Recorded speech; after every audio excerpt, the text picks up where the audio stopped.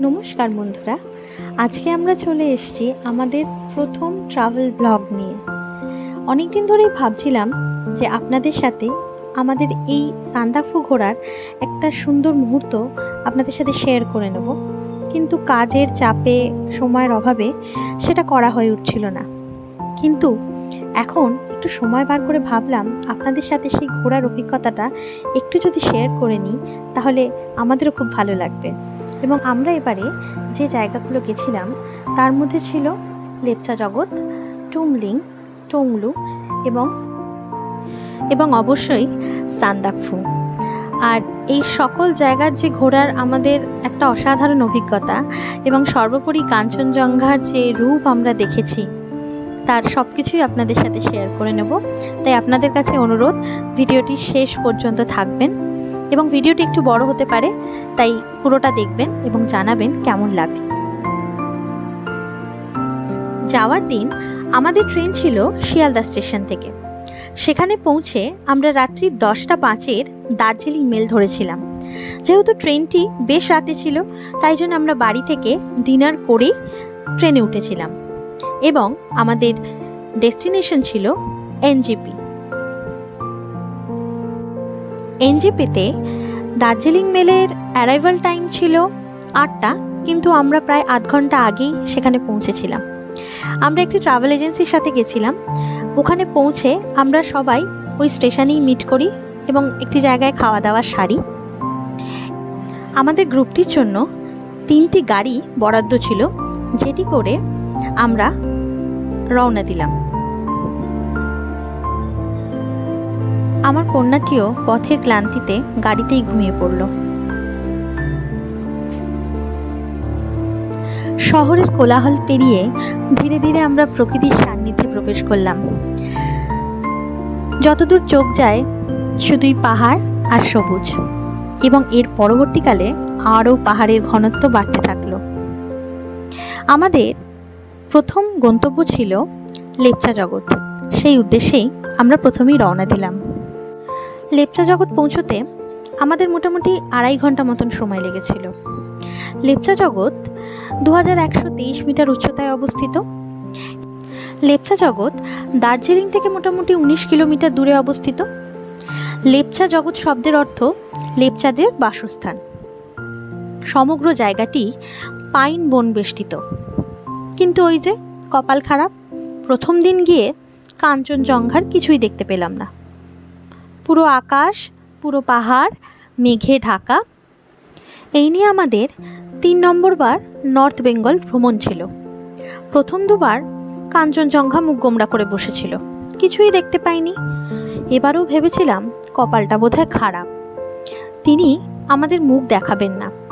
কিন্তু ওনার বোধহয় কোনো অন্যই ইচ্ছা ছিল। পরের দিন সকল অভিমান ভুলে আমরা যা দেখলাম তা ঠিক ছিল এরকম।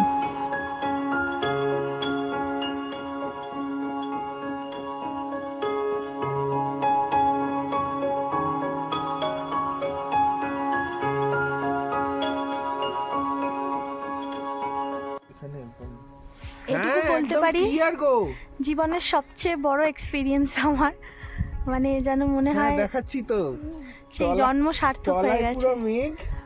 পুরো আমি জানি না আপনারা কতটা ক্লিয়ার দেখতে পাচ্ছেন, তা আমি চেষ্টা করছি যতটা দেখানো যায়। পুরো ক্লিয়ার, স্লিপিং বুদ্ধা ক্লিয়ার। তবে আমার চোখের ক্যামেরা যতটা ধরতে পারছে, হয়তো মোবাইল ক্যামেরা ততটা ধরতে পারছে না। মানে অসাধারণ। লেপচা জগৎ থেকে যদি এরকম সুন্দর স্লিপিং বুদ্ধা দেখতে পাই তাহলে ভাবছি টুমলিং বা সান্দাকফু থেকে কি দৃশ্য আমাদের জন্য অপেক্ষা করছে। তবে একটি জিনিস বলে রাখা দরকার, এনজিপি থেকে আমরা ঘুম হয়ে লেপচা জগতে এসেছিলাম। ঘুম থেকে যে রাস্তাটি বাম দিকে বেঁকে যাচ্ছে সেটি লেপচা জগতের দিকে আসছে। লেপচা জগতে আমরা ছিলাম লেপচা জগৎ হোমস্টেতে। তবে একটা কথা বলে রাখা দরকার, সেটি হলো লেপচা জগৎ হোমস্টে থেকে কিন্তু সেরকম ভিউ পাওয়া যায় না। ভিউ পেতে গেলে আপনাদের একটু কষ্ট করে হেঁটে ভিউ পয়েন্টে যেতে হবে। সেখান থেকে আপনারা অপরূপ দৃশ্যের সাক্ষী থাকতে পারবেন। দেখুন না, অবশেষে কাঞ্চনজঙ্ঘা দেখতে পেয়ে বাপ মেয়ের মজাই আলাদা। এরপর আমাদের নেক্সট ডেস্টিনেশন ছিল মানেভঞ্জন। কিন্তু একটা জিনিস খেয়াল রাখবেন, সেটি হলো মানেভঞ্জন যদি দুপুর 2টোর মধ্যে না পৌঁছান তাহলে কিন্তু আপনাদের মানেভঞ্জনেই স্টে করতে হবে, কারণ দুপুর 2টোর পর ওরা সাধারণত কোনো গাড়ি আর উপরে ছাড়ে না। মানেভঞ্জনে গিয়ে কয়েকটি গুরুত্বপূর্ণ কাজ আপনাদের করে ফেলতে হবে। প্রথমত, সেখান থেকে গাড়ি বুক করতে হবে। সেখান থেকে আপনারা 70-80 বছরের পুরনো ল্যান্ড রোভার বুক করতে পারেন বা হাল ফ্যাশনের বোলেরো বুক করতে পারেন, কিন্তু আমি পার্সোনালি সাজেস্ট করব বোলেরো বুক করাই বুদ্ধিমানের কাজ, সেটি অনেক কমফোর্টেবল।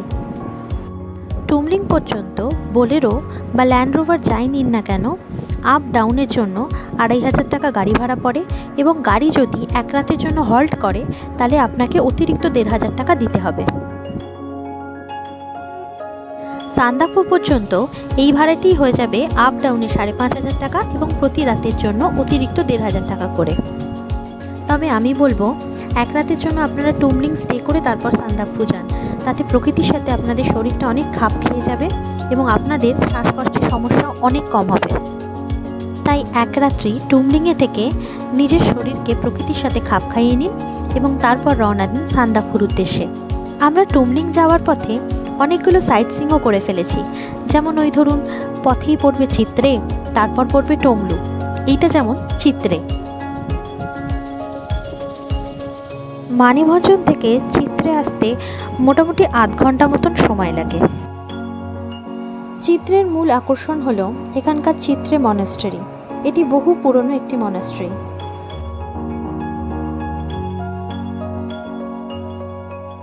ওই যে দেখুন পাহাড়ের উপর দূরে দেখা যাচ্ছে মনাস্ট্রি, আমরা তবে উঠিনি সেখানে।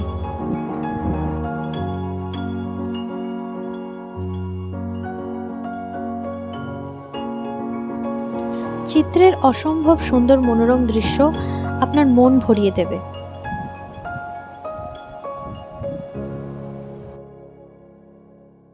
বলো কেমন লাগছে?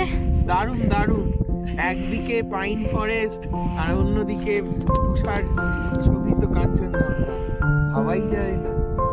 মানি কেমন লাগছে? শুধু ভালো বলতে হবে না, আরো বলতে হবে? অনেক ভালো। আচ্ছা, ঠান্ডা ঠান্ডা।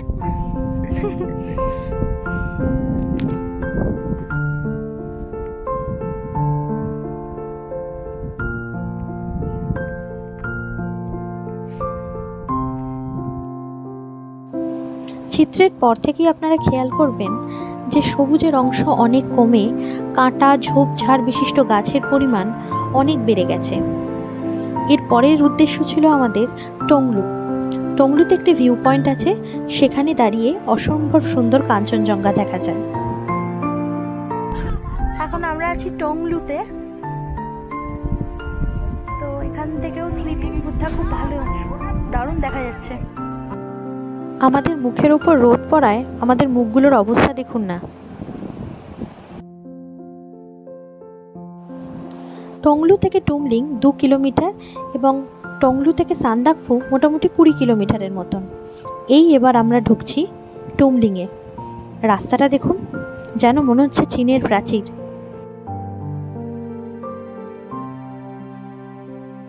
টুমলিং ঢোকার আগে আরেকটি জায়গাও পড়ে মেঘমা, তবে আমরা সেখানে নামিনি, সেটিও খুব সুন্দর জায়গা, আপনারা দেখতে পারেন। আমাদের সমগ্র যাত্রাপথে বিভিন্ন জায়গায় পড়ছে চেকপোস্ট এবং সেখানে প্রত্যেককে নিজের আই কার্ড দেখাতে হচ্ছে, তাই প্রত্যেকেই অবশ্যই নিজের আই কার্ড, আধার কার্ড বা ভোটার কার্ড ক্যারি করবেন। আমরা গেছিলাম নভেম্বরের শেষের দিকে এবং আমি বলবো এটাই আদর্শ সময় নর্থ বেঙ্গল ঘোরার।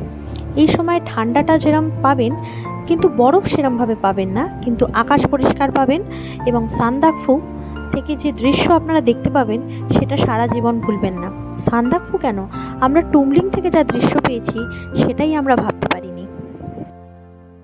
তবে এই সময়ও তাপমাত্রা মোটামুটি 1 থেকে 3 ডিগ্রির মতন থাকে, বেশ ঠান্ডা, গ্লাভস ছাড়া এক মুহূর্ত থাকতে পারবেন না। এই ভিডিওটি এইটুকুই।